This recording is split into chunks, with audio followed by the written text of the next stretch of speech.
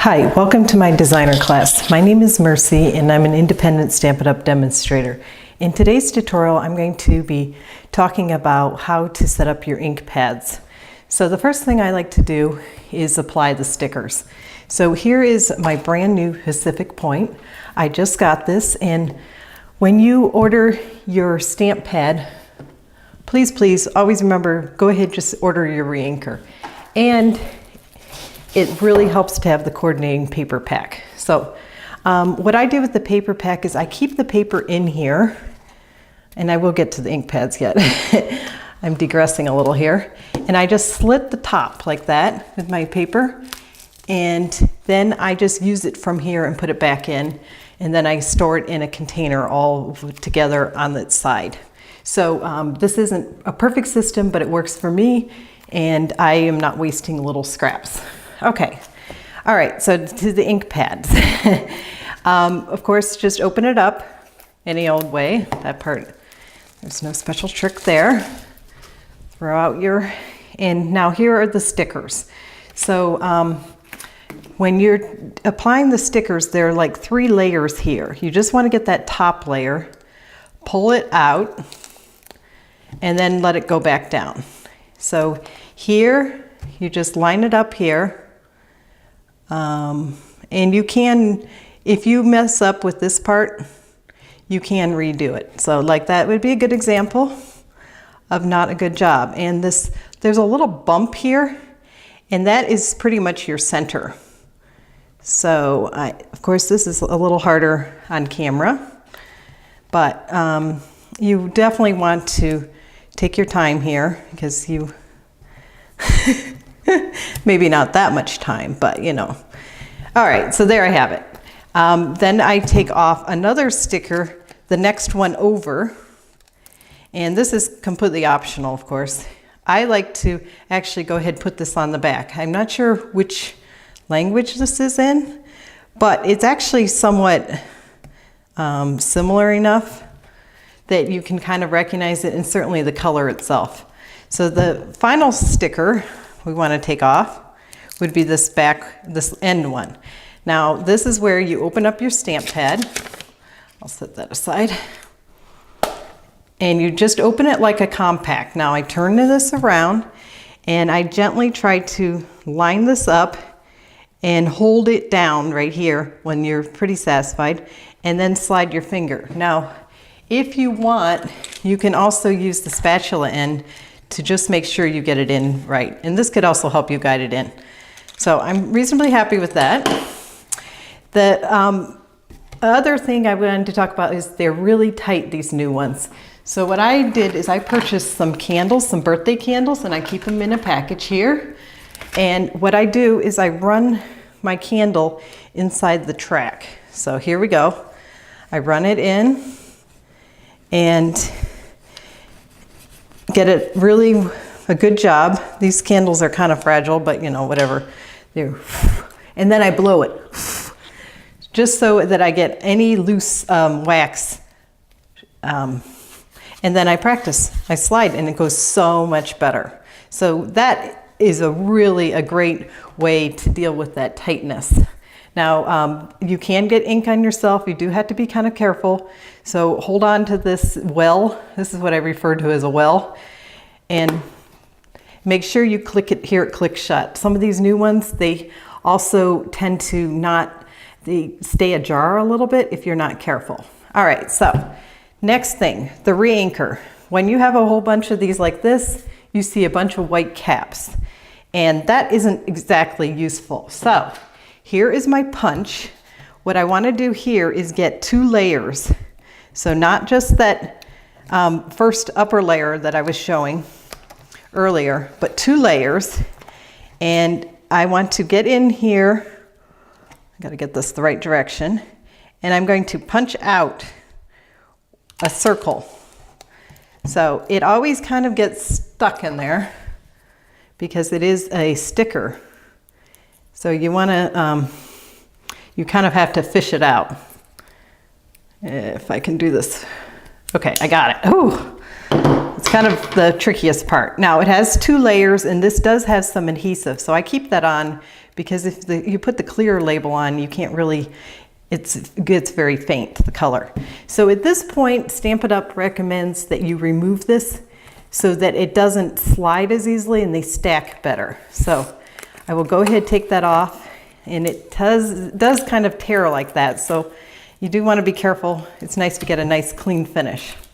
So that is how I do the re-inker. Now, option number 4, create a label for your stamping sponge. Now, what I like to do is use the color that I have from here, from the, the paper, to make this label. But because I had not opened this, and this is a brand new color for me, I didn't do that. But I can explain a little bit. So I go 1 1/8 over here, 1 1/2 here, and then I score it at 3/4. And then I would write on here Pacific Point on both sides. So then the next part is the stamping sponge. Now, these are the bargain of the century, in my opinion. You get 3 big ones for $3.50. So I didn't do the math, but these sponges are going to be pretty cheap by the time you get each one into 4. So what I do is fold this in half at the score line. You don't have to score it, but it just makes life easier. Put it like this, and you get your stapler. Now, I will go ahead and do this, and I'll probably take it apart because it's hard to see if it's just written, not the color. I just get it in there, try to line it up straight, and punch. So there, now I have my stamping sponge. I hope that makes sense, and it will make life easier. Here's an example of the blueberry bushel and how I have that set up. So that brings me to my next point. I really wondered, which one should I go with? I already have blueberry bushel. Do I really need Pacific Point? So here are the colors in the stamp pads. Not a huge difference. But if you look at the paper, I think that shows a much bigger difference. I'm trying to get one sheet out here, and it's a little tight when you first open it. Yeah, they're just pretty thick. Okay. And then here is blueberry bushel. I thought these were very similar colors looking at the catalog, but you can see they actually are quite different. So if you are like wondering, do I need one? I already have Pacific Point. Do I need blueberry bushel, or vice versa? That hopefully will answer that question. All right, so the next thing I wanted to talk about would be the distinctive stamps. This is my other tip. So here we have this Healing Hugs stamp set, and this is a distinctive one that came out this summer, and I absolutely adore this one. But there are a few issues with the stamp coming out really way too heavy. So I will give an example. When you ink it up, here's my Pacific brand new one, and it's still going to be tight even with that trick with running the candle. So here, Pacific Point. Now, I want to show you how it's actually over inked. So it didn't turn out too badly, but if it looks really splotchy, you want to take a credit card or a old like Amazon card, and you want to run this here, and you don't want to lift up on your ink pad like I just did. You want to try to keep it steady, and you will get less ink there. And now I just usually take my stamping chamois and I wipe it off. So I'm pushing it towards the well just to make sure that I get it to the point. So there, and this isn't as dramatic as I thought it would be because I've had a few, but you can see it, you see more detail. It's less, this is a little bit more condensed, but I will give you a couple more examples with the blueberry bushel too, and that way you can also see the color difference. So blueberry bushel, and I have these colors. That way you can also see the color difference once it's inked. Okay, so can you see the difference there?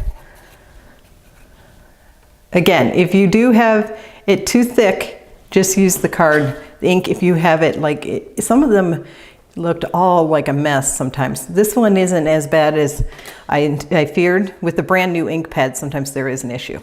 All right, so that is that. And the final thing I wanted to talk about a little bit is sponging, and how with these stamping sponges, you can create a fun, quick background for stamping. So I will show you a card I did a tutorial on about 2 weeks ago, and I created this beautiful background with sponging. So I will quickly show a little bit about that. So I'm bringing in my cardstock, and I want to protect my surface. So I bring this in, and I'm going to create some layers. So I'm going to bring in my sponges, Pool Party, Sahara Sand, and Pacific Point. And I'm going to start off with my lower layer, and I have masked for a sun.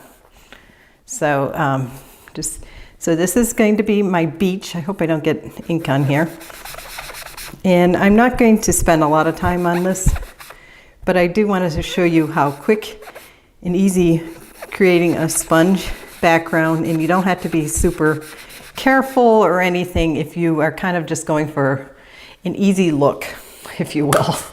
So I'll leave that open in case I need it again, but I don't think I will. All right, so the next is going to be the sea. So I do not need the Pool Party yet. I need the Pacific Point. So here is my ocean. And you want to try to go in circular. You can start off the paper and work your way on. That's usually recommended so you don't get those marks. But I'm not being super careful here. And that is really a pretty color, isn't it? It's actually quite a bit lighter than the blueberry bushel. All right, so there I have that. Now I'm going to bring in the Pool Party. And I heard also about this tip.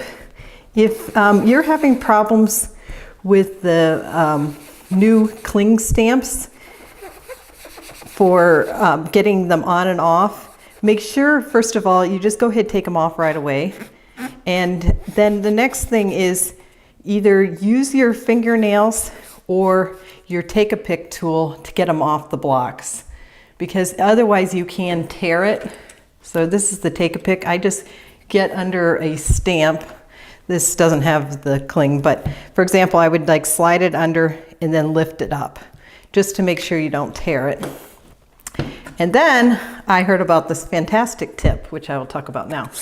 So you know how you get these sheets when you're putting together your the clear mount and the new clings, you get these sheets with the stickers on it. What you can do, and I did this with the dandelion wishes, is take parts from your stamp set, the clings, and add it. So this is not the correct one. I already used up all of what I have. And this is Kelly from A Stamp Above gave this tip. So for example, I would take a piece like this, take the back off, and then add it here. I'll just kind of show you. I would put the sticker on here, which I did save all my stickers from my old ones. So here, I'm just going to set this here. So I've gone ahead and saved mine. And so I would put this on as usual, okay? So if I do that, I'll just show real quick. I'm just taking this off. And when you are using the new clings, be very careful not to drop it on like part way, because you cannot pull it back off. It's once you lay it down, that's it. So what I do is I just get right above it and just line it up and drop it in. And then the next part is just you take it off like this. Now, I did not do such a hot job here. So what I would do is just now trim this with my scissors, because I kind of screwed that up, but it's hard to do stuff on camera. So that part is understandable. The next part would be to take off like this. Imagine this is your cling. the new cling ones. You take that, throw that off, and then put it on. So it will stick a whole lot better. So that was a tip. I will try to link to that tutorial, that video that Kelly did, so you can see what she's talking about. She did a much better job explaining that. But that is what I wanted to show real quick. And then I also, this is during celebration. And so I will tell you a little about joining. If you want to join, for $99, you can get $175 worth of products. The second option is you can get $175 worth of products plus this beautiful tote for $129. And then I will tell you about my card kit. If you would like to try my free card kit, all you need to do is go to my Facebook page, and it's Mercy's Designs at Just Add Layers. Okay, so I should have marked this a little better. So here we go. It's on Facebook, and I have a tutorial on how I made these beautiful cards. And if you order $40 or more using my hostess code, I will send you the kit for free. So that's before shipping and handling. So I hope you'll consider that. I think these are really cute cards. So everything you need to make these cards, I already have it pre-stamped. So I hope you would consider that. I think that is pretty much all. Oh, I did want to show, I also will include this, which has the supplies and a Xerox copy. And then of course you can refer to the tutorial. So again, go to Mercy's Designs at justaddlayers.com, and you can find the tutorial for this month. And then I filmed that on Sunday. So thank you so much for watching this. I hope you got a few great ideas on stamping and how to set up your ink pads and all that good stuff. And you can see the comparison between Blueberry Bushel and the Pacific Point. And anyhow, happy stamping. Please give me a thumbs up if you enjoyed this video, and consider subscribing. My email is mewants3@gmail.com if you have any questions about ordering. Thanks so much.